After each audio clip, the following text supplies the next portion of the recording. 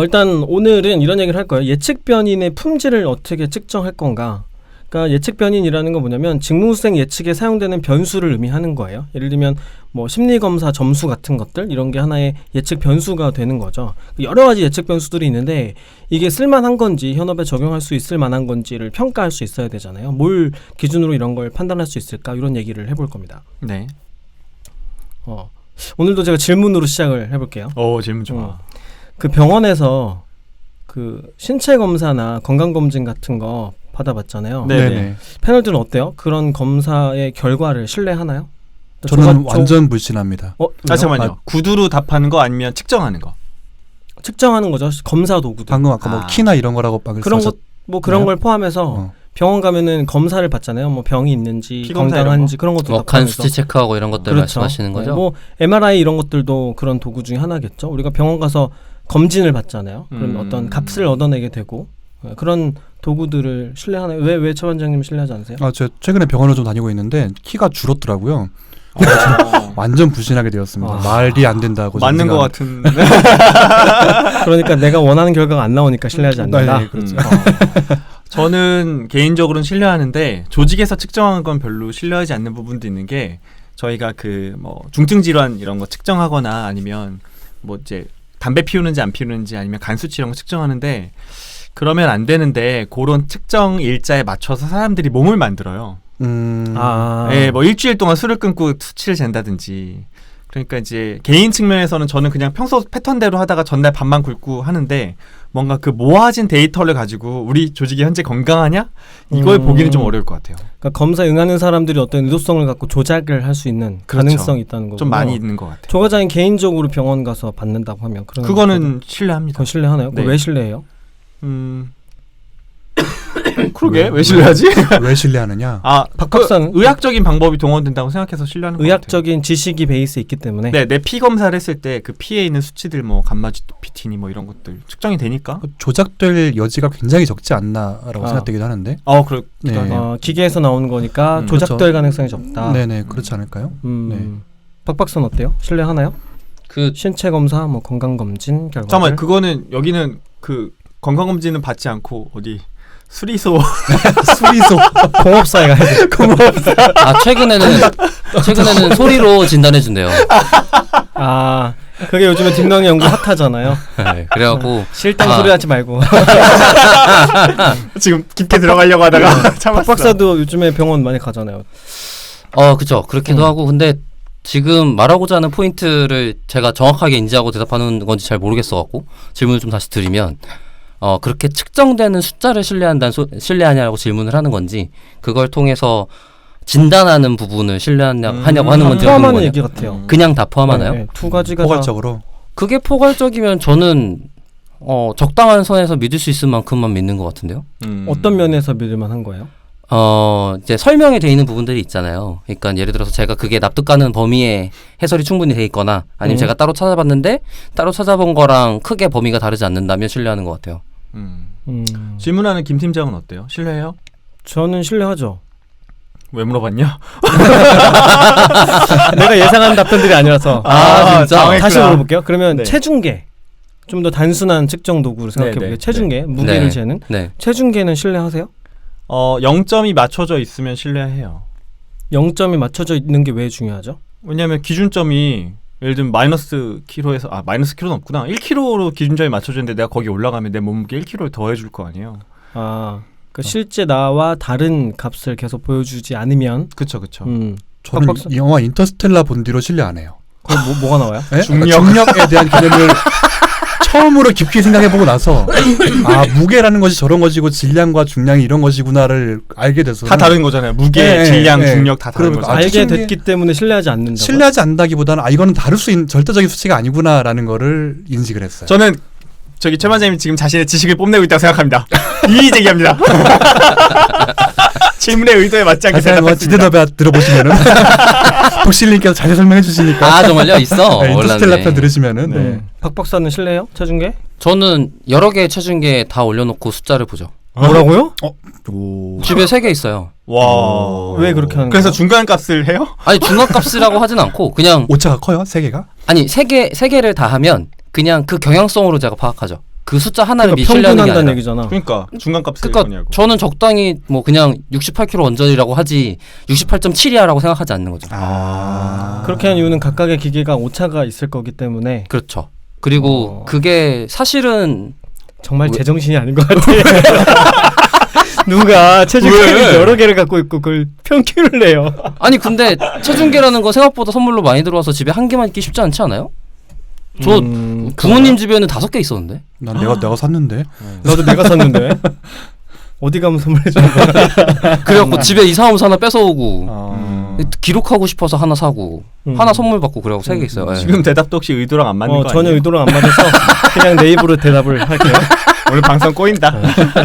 난항이 예상됩니다. 일단 우리가 신뢰하는 이유는 아마도 일단 첫 번째로는 그 결과가 일관되기 때문에 그렇겠죠. 그 체중계가 오늘 아침이랑 내일 아침이랑 계속 달라진다 그러면 그 차이가 크다 그러면 믿을 수가 없잖아요. 재현성과 비슷한 그렇죠. 얘기인가요? 일단은 계속 비슷한 결과가 나야 되니까 우리가 병원에 가서 검사를 받았는데 받을 때마다 결과가 다르면 그렇죠. 예. 뭐 A 병원, B 병원 다르면 신뢰할 수 없게 되는 거잖아요. 조직 뭐 성과 아니에요. 죄송해요. 뭔 얘기야? 그러니까 일단은 첫 번째는 일관되게 측정하는가가 중요한 것 같아요. 값이 일관된가. 그다음에 또 하나는 이제 뭐 병원에서 검사를 받는다 그러면 이 검사 결과가 실제로 나의 건강을 예견해주는 효과가 있어야겠죠. 여기서 지표가 나쁘다 그러면 건강에 적신호가 된다라는 근거가 있어야 되고 실제로 그게 병에 그러니까 발병하고 관련성이 있다라는 근거가 있어야 그러니까 예측해주는 효과가 있어야만 신뢰할 수 있게 되는 거죠. 그러니까 검사 결과 나왔는데 이게 실제 질병이랑 관련이 없다 그러면 우리가 믿을 이유가 없잖아요. 그러니까 사실 우리가 어떤 측정을 신뢰한다는 얘기는 이 2가지 개념이 있는 거예요. 그러니까 일관된가, 그 다음에 이게 내가 예상하고자 하는 말을 예상해 주는가, 2가지 개념이 있는 거예요. 그래서 예측 변인의 품질을 평가할 때도 이 2가지를 보게 되는 겁니다. 일관된지, 그 다음에 예측을 해주는지. 저 예측 변인을 설명을 했었었나요? 이게 나 좀 생소한데.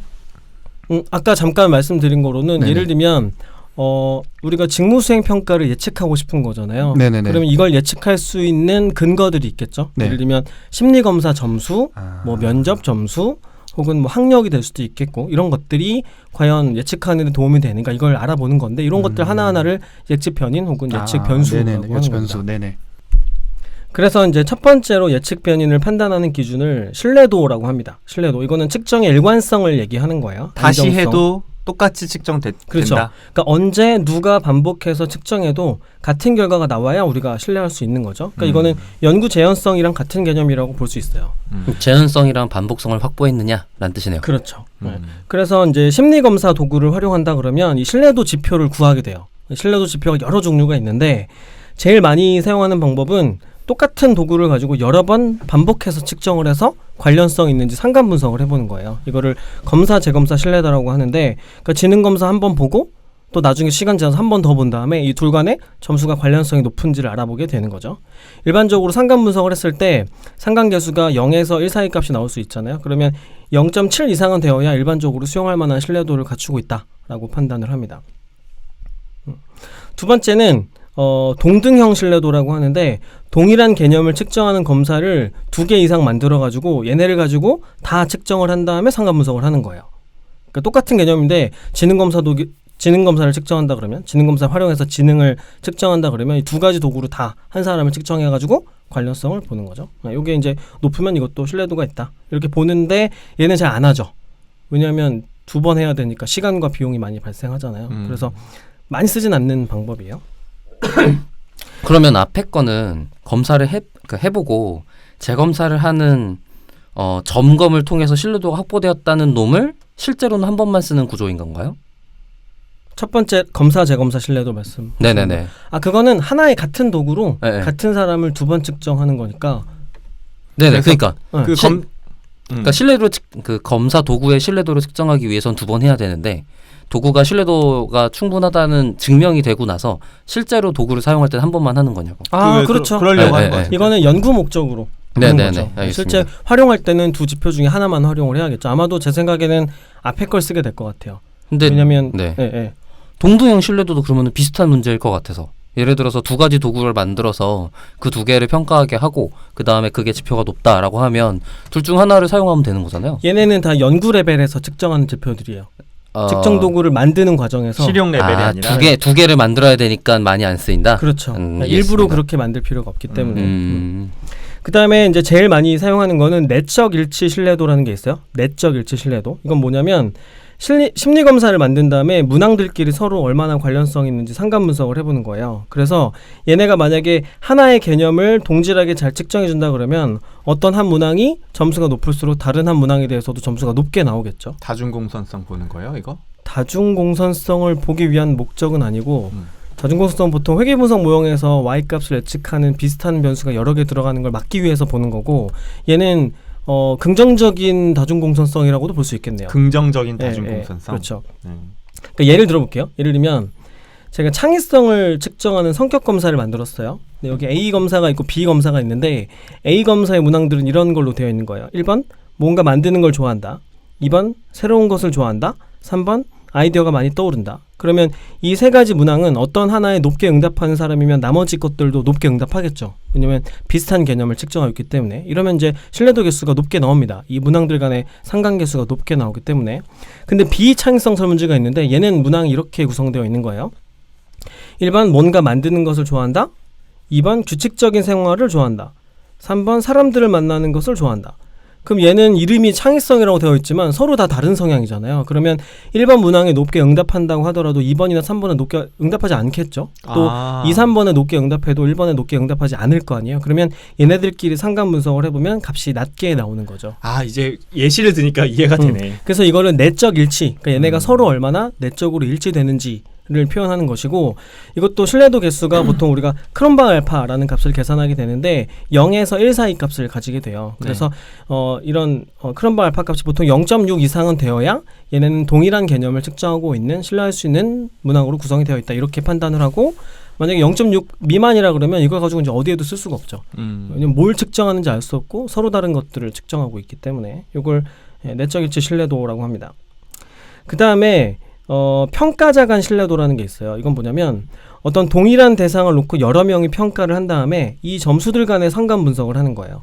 그럼 이게 점수가 일치할수록 신뢰도가 높다고 볼 수 있겠죠. 그러니까 보통 우리가 지난주에 얘기했던 수행평가 중에 동료평가의 경우에 이런 걸 이제 활용하게 되는 거죠. 그래서 이 신뢰도 개수가 높으면 우리가 이 값을 이제 신뢰할 수 있게 되는 거죠. 누가 평가해도 비슷한 정도의 결과를 보인다라는 걸 알 수 있게 되는 거죠. 그래서 보통 뭐 면접 중에서도 이제 구조화된 면접이나 그러니까 뭘 질문할 건지 점수를 어떻게 매길 건지를 미리 정해놓은 그런 면접 방법을 구조화된 면접이라고 하거든요. 그건 이제 나중에 또 다루게 될 텐데 그럼 이 면접 도구가 신뢰할 수 있는 지표를 만들어내느냐 이런 걸 확인할 때 사용하기도 하고 그 다음에 이제 창의적 산물 검사라는 게 있어요. 이건 뭐냐면 창의적 산물이요? 네, 그 창의성 검사 중에 하나인데 사람들한테 어떤 주제를 놓고 네가 만들고 싶은 물건을 만들려고 한 다음에 여러 평가자들이 이 물건의 창의적인 정도를 평정을 하는 거예요. 얼마나 기발한지.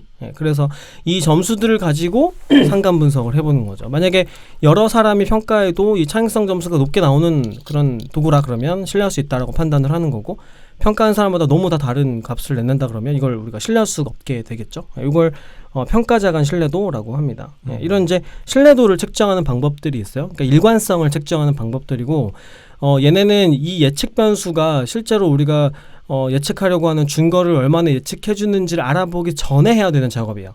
일단은 신뢰도가 기본적으로 확보가 되었다고 확인이 된 다음에만 그 이후의 작업들이 의미가 있어지게 되는 거죠. 만약에 이게 계속 흔들리는 지표다, 신뢰도가 확보가 안 되었다 그러면 뭔가 예측하는 결과가 나왔다고 하더라도 그거는 그냥 우연히 한번 나왔을 가능성이 있는 거죠. 반복해서 그런 결과가 나오기는 어렵거든요. 그래서 제일 먼저 우리가 판단해야 되는 거, 신뢰도라는 개념입니다.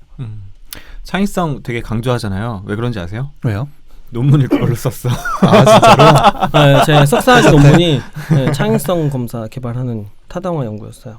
지금 소개해 주신 이것들을 보통 하나의 변인마다 다 측정을 할까요? 다 하지는 않고요. 네. 제일 많이 쓰는 거는 내적 일치 신뢰도 크롬바 알파 계산하는 게 제일 많이 쓰여요. 그 다음에 평가자 간 신뢰도는 면접처럼 어떤 대상을 놓고 여러 명이 평가하는 그런 경우에만 쓰는 거죠. 평가자가 많을수록 신뢰도가 높을지 않을까라는 생각 들기도 하는데 그렇지 않겠죠. 그건 도구가 괜찮은 도구면 높게 나오지만 안 좋은 도구라 그러면 오히려 평가자가 많을수록 낮게 나오겠죠. 오히려. 저는 약간 바보 같은 질문이 생기는데 아까 이제 의학을 예를 들어 주시니까 그런 생각이 드는 거예요. 우리가 그 나의 몸 상태를 측정하는 레벨의 평가가 있고 그걸 가지고 병을 진단하는 레벨의 평가가 있잖아요. 근데 아까 김 팀장이 얘기한 것처럼 내 피 속에 들어있는 그 간 수치는 이 병원에 가나 저 병원에 가나 똑같은 피를 검사하면 똑같은 지표가 나올 검사 결과가 텐데 같을 거니까요. 그럴 거라고 우리가 믿는 거죠. 그렇죠. 근데 의사가 실제로는 다 조금씩 달라요. 나를 진단할 때는 진단은 달라질 수 있을 거라는 생각이 드는 거예요. 진단은 달라지죠. 예. 예. 그거는 의사가 훈련받은 거에 대한 차이에 발생하니까. 그리고 그러니까 의사의 피로도도 영향을 미칠 테고. 공복도도 마찬가지고요. 근데 우리는 그 사람들이 공통된 훈련을 받았기 때문에 어떤 의사들이든지 간에 같은 환자라 그러면 비슷한 결과를 낼 거라고 믿는 거죠. 네, 그리고 그런 연구 결과들도 있고요. 우리나라는 진짜 안 믿는 편에 속해요. 우리나라 사람들은 진짜 큰 병원 아니면 안 믿어요. 큰 병원조차도 한 군데로 믿지는 않잖아요. 상호 비교도 하니까 그렇죠. 큰 병일수록. 그러니까 큰 병일수록은 더욱더 당연히 그렇고 네네네. 작은 병인데도 불구하고 큰 병원 아니면 안 믿는 경향이 굉장히 심한 똑같은 편이에요. 검사도 장비를 달리하니까. 네. 예, 그게 병원마다. 오진의 경험이 한번 생기면 그쵸, 진짜 더 안 믿게 불신이 돼요. 그러니까 생기죠. 그건 공감이 가요. 그런 것도 있는데 문화적으로 우리나라가 불신이 높은 경향이 있기도 해요. 그러니까 아. 어떤 분야이든지 간에 우리는 잘 안 믿거든요. 음. 우리는 공무원도 안 믿고 네. 그렇죠? 나 자신도 안 믿는데 뭐. 워낙 트라우마가 좀 있어서 그런 것 아닌가 싶기도 글쎄요, 하고. 그러니까 네. 저도 약간 역사적인 이슈라고 생각해요. 그럴 수도 있겠죠. 네. 그리고 한편으로는 그런 생각 들었어요. 약간 갑자기 이제 철학적인 의문이 생기는데 우리가 과연 정확하게 측정하는 게 뭐 몇 개나 있을까라는 생각이 들어요. 그러니까 우리가 그냥 흔히 얘기하는 예를 들면 여기서부터 여기까지가 10cm라고 예를 들면 재면 그게 정확하게 10cm가 아니잖아요. 그거는 정확하게 나올 수가 없죠. 네. 물리적인 지표들도 네. 사실 우리가 어느 시점에서 반올림한 거잖아요. 그러니까요. 아주 아주 더 미세하게 정밀한 걸 보면. 쓰면 조금씩의 오차는 다 네. 있는데 우리가 어느 정도까지를 수용할 건지를 네. 결정하게 되는 거죠. 그냥 문득 그런 생각이 네. 들어서 체중계도 제대로- 여러 번 올라가 보면 계속 다르잖아요. 그러니까요. 네. 갑자기 그런 생각이 들어가지고 쓸데없이 질문 한번 해봤습니다.